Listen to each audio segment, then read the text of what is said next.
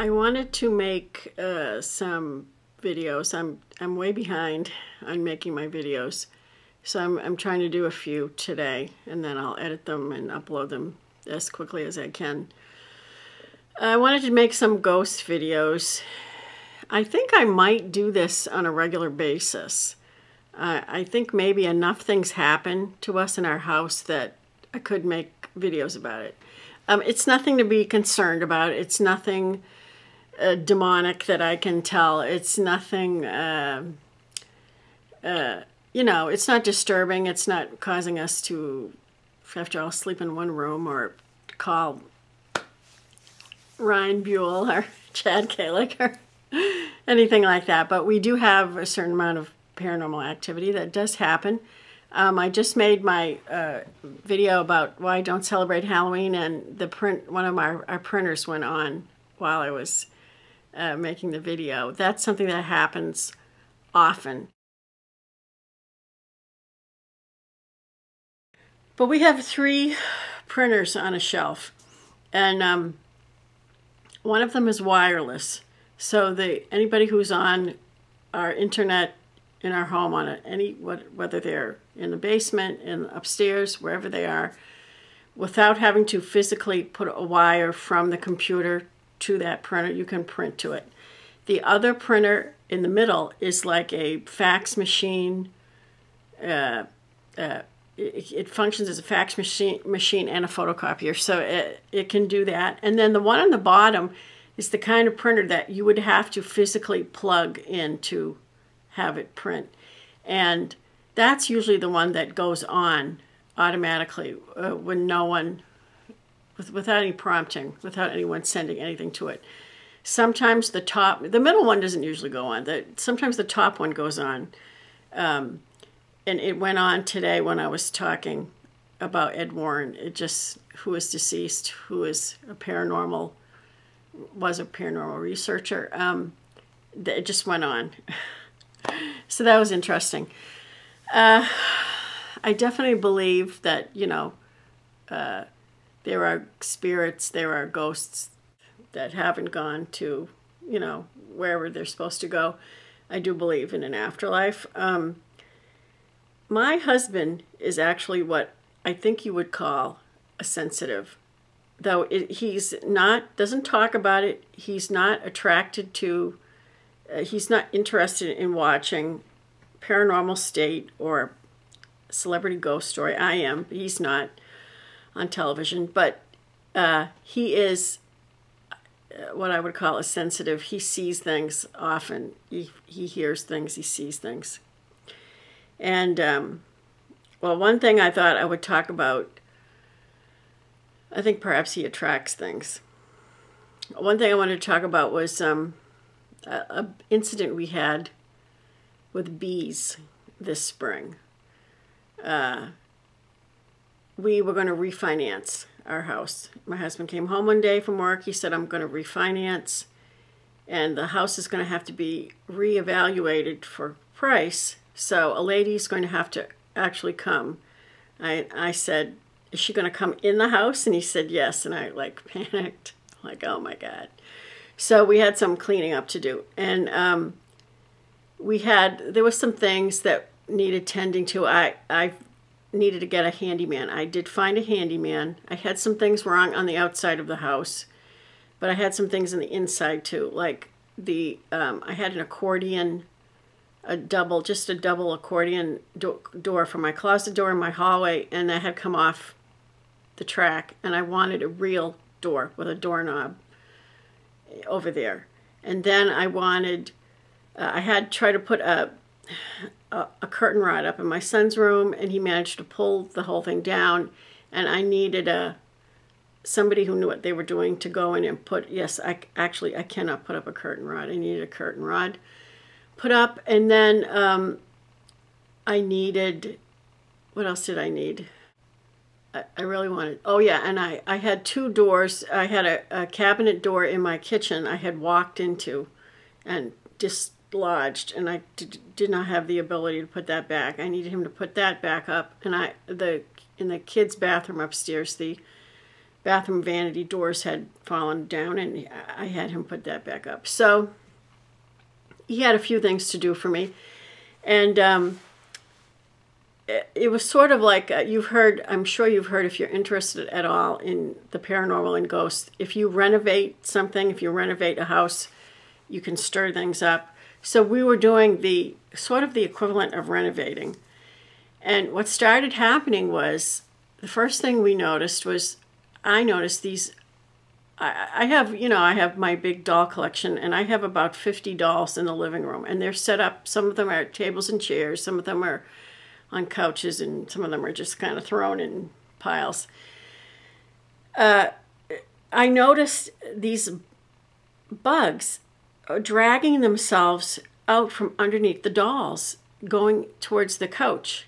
And I managed to grab one, and there had been a termite truck across the street. And I thought, oh, don't tell me we have termites, because I had heard, and I've been told since this isn't true, but that you never kill termites. They just move from one location to another. So if your neighbor has termites, supposedly, and you get an exterminator, they might come to your house. So I guess an exterminator over the phone during all this told me that wasn't true, that you can actually kill termites. But I thought it was a termite. I took it, I looked up the shape in the internet, and I thought this might be a termite, but it looked too small. The wings were too small.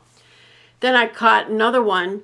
Now this is several. They're dragging themselves out from underneath the dolls, and they're going toward the couch. Then I captured one, and I could see it had stripes, so it was a bee. I knew it was a bee. Then there was this little glob of something that was hanging down from the ceiling in the living room. And when I touched it and I smelled it, it smelled like honey. So I'm thinking, oh, gee, we got honeybees. So I call an exterminator, and I say, I think I have honeybees. I need to have them exterminated. And the exterminator says, oh, I'm sorry, but they're an endangered species in Pennsylvania, and you cannot kill honeybees. You're going to need a beekeeper. He's going to come, and he's going to have to come and take the hive out. I said, all right. So I call this guy they gave me the name of, and he's a part-time beekeeper, and he tells me that they can go in between the walls, and he's very excited because he's going to come and he's going to get this hive, and he's going to bring it to his house, and he's going to get honey from it, and he's really happy about this, and he's going to charge me like $600 to do this, and he's going to destroy my house in the process, and then I'm going to have to hire a carpenter to come in and fix everything he destroyed. But so he's telling me all this, so I'm like, oh my God. So in the middle of this lady is coming, and I'm trying to clean, I've got the junk people coming, I've got this handyman doing work for me, I got honey dripping from my ceiling and bees dragging themselves across the floor. In the meantime, I have the Patty Play Pal dolls, which are the dolls that are the size of a 3 or 4 year old child, okay? Well, my daughter notices that on the inside leg of one of my Patty Play Pal dolls is a glob of honey, okay? So what do? Of course, I start screaming, Patty, oh my God. So throw Patty on the couch, and I'm cleaning her this honey. It's like underneath her dress. She's got a big puffy dress, and the honey's underneath her dress, you know. So I called the beekeeper, and I said, we got honey on the ceiling. Now we got honey on the Patty Play Pal doll. He says, well, they must have dropped it, and it went through the dress. I said, no, it did not go through the dress. There's no mark on the dress.